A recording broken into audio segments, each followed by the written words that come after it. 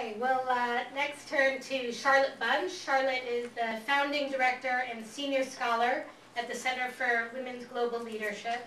And Charlotte, if you could begin by telling us what it will mean for U.S. advocates in terms of organizing and advocacy, and why ratification of CEDAW is so important at this time.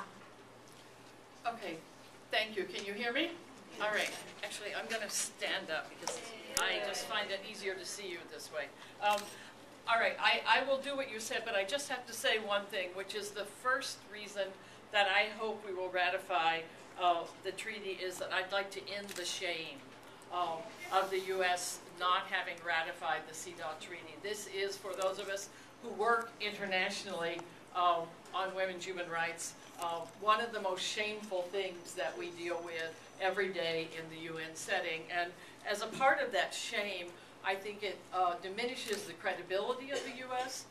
As a voice, and I think it also makes us in collusion with the other governments who want to ignore and not implement human rights for women, because I have heard many times governments say, well, the U.S. hasn't even ratified, so why are you getting after us about this? So let's be very clear that if we are in a new day of multilateralism, this is a very important issue, and to me it's connected to ending the concept of American exceptionalism, which is a way in which we in the U.S. have tended to view ourselves as somehow above the international system and exceptional and beyond reproach. Our own governments frequently American attitudes of not being willing to abide by international treaties or not being willing to ratify them or seeking to defy international decisions is a question of shame, and it does constantly undermine any of our efforts as a community to try to create an effective international human rights monitoring system. So that's the first point that I want to make. The second, which is the one that you asked me, I think it's really important that we understand that we as women in the United States also have a lot to gain from this treaty, from the ratification of this treaty, that we have many areas in our own lives in which discrimination is certainly still a factor. I think that Radhika and others will speak to detail, but I remember when San Francisco passed this as a governing principle in the city, at the city supervisor's level, and the study that was done, I think you were a part of it, on what the implications of that were. It's really important for you to understand that there were all kinds of ways in which CEDAW had implications for a progressive city like San Francisco in its local policies. Can imagine the implications it has for women all throughout this country and other cities that aren't even as progressive as San Francisco in terms of discriminatory practices and policies. Because although CEDAW is about the principle of non-discrimination at the legal level, in order to implement that principle, you have to bring the policies of government in line with that legal situation. And we have many situations in the U.S.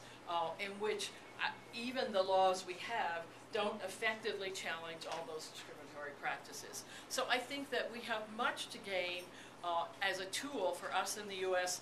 legally, but as a political organizer, I want to put emphasis on what we have to gain politically in this country by being part of the international human rights system and the CEDAW committee. I have watched women throughout the world use the CEDAW committee as an important arena for monitoring and challenging their government's policies. And I have thought so often, if we could have the U.S. there in the same way that we do with some of the other human rights treaties, where we could be saying, these are the things that are working and these are the areas that are not, it would again give us the power of the international movement that we are a part of behind us. And to think about the way in which that would reinforce monitoring, and specifically the kind of shadow reporting that women have done. We've done it sometimes in this country for different things, for the Beijing conference and so forth. But if we were going to do that on a regular basis when the reports come to the CEDAW committee, it's also a way in which we as women in this country would come together with each other to discuss what do we have to say about what we think is working well and what isn't. And I want to emphasize the working well, because the CEDAW committee is also a place in which we learn about good practices. We learn about ways in which governments can implement more effectively, so that one of the things I feel often happens to us in an area like violence against women is that we get discouraged and we say, oh, it's never going to change. But if you sat in the CEDAW committee meetings and heard either what some governments have done when they've taken it seriously, or what some of the women's NGOs from different parts of the world are proposing, you would see that we have so much to gain by adding our practice to that picture and learning from their practice, and seeing more effective ways that we could work toward the goals that we're for. So to me, it's a no-brainer for those of us who are old enough to remember not getting the Equal Rights Amendment and all the passion we had as women for that. This is the international equivalent. And in many ways, in my mind, it gives us more, because it gives us the weight of the international community to go with that Equal Rights Amendment. And my final point, which is in the same vein, is somebody asked, why now? Well, of course, the easiest answer is, why not now? I mean, it's way beyond time. But the more important answer you suggested at the end, this is the election year when we should be saying, vote for women, or be on the record as being opposed to women's equality.